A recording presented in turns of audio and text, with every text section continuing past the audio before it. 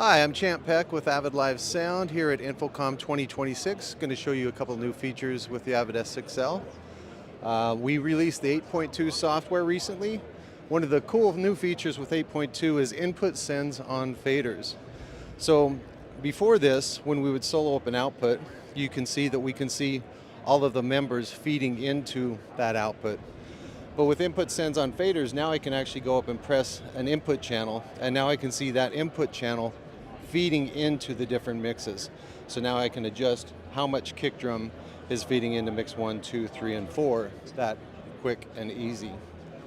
So that's a big one. In addition to that, we've also added OSC control in our control panel under the OSC. And with this, we can program all kinds of new things in conjunction with our events as well as our snapshots. So we can have OSC commands that are controlling events, or we can have events that control the OSC as well. And then we can use that to control our other console that may be in a shared I/O configuration.